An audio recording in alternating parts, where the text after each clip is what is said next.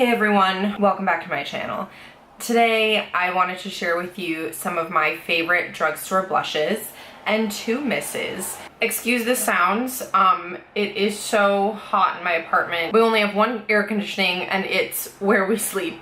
So quick update, I moved in with my girlfriend Christina. Everything has gone really smoothly so far. We just need another air conditioning and I really need to finish cleaning everything up. But the window is open is what I'm trying to say, and let's get into it. So the first one is something that I bought when I first started doing my own makeup. This is the Physicians Formula Happy Booster Glow Boosting Blush. It smelled like lavender when I first got it.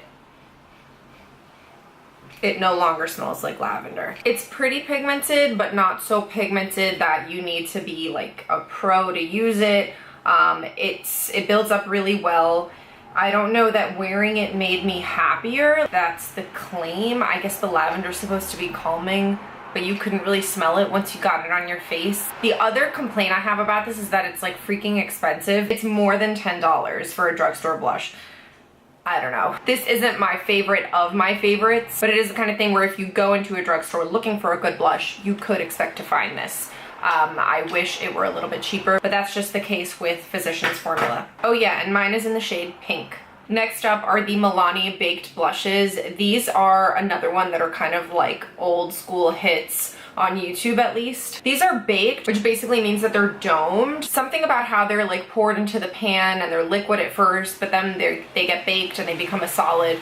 It's kind of cool, but anyway, baked products usually have like a nice luminescence to them. Some of these are kind of sparkly. I have a bunch of these. I had another one called Coralina that I misplaced, but it's just like a super coral shade. But I have a bunch of these because when I first started doing makeup, like before I was really getting paid much or anything at all, I went and picked up one of these every time I needed a new shade because they're not too expensive. Again, they're not like Wet n Wild cheap. Like Milani is kind of up there. Not as expensive as Physicians Formula, but I'll have the price listed as I have been doing next to the swatches. They blend out super, super well. I know it's kind of hard to tell with my lighting, but see how they kind of catch the light. The funny thing is everybody used to talk about Luminoso, like it was everybody's favorite blush, this one, but it just like washes me out. Like I cannot wear it. It's rare that there's a makeup item that I'm like, oh, I can't make this work on my skin tone, because I feel like if I use the right brush or the right technique, like I can make pretty much anything work. The color does not look good on me. I don't know what it is, but it looks good on like most other people. I think my skin is just too pale and too yellow, and this makes me look even more sallow. That's what I think it is. So anyway, most other people can wear Luminoso. It is like all of these blushes are very high quality. They're very soft. I can't recommend them enough. And last but not least, my favorite, this one is by Makeup Geek. This particular one is in the shade Spellbound.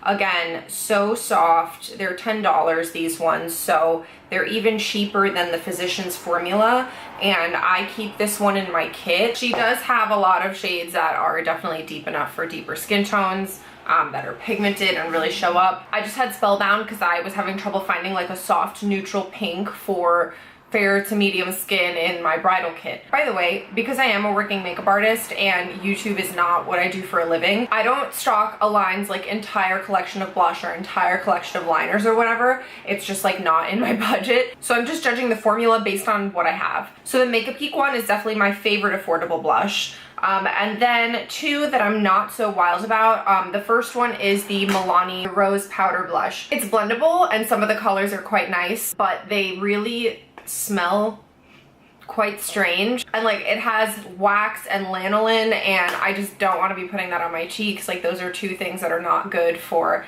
acne prone skin. So there you go. The other one is the Wet n Wild Color Icon Ombre Blush. The reason I don't really like this blush, I was really excited because I really wanted to try an ombre blush. I love blushes and I love using different shades of blush, like more than one shade on your cheeks to create a really nice like blended and fresh look on the cheeks. Like I love using more than one blush. So anyway, an ombre blush appeals to me because you get two colors in one and it kind of looks pretty.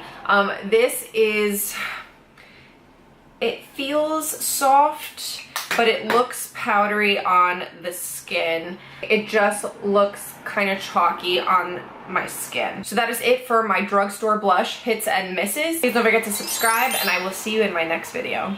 Bye.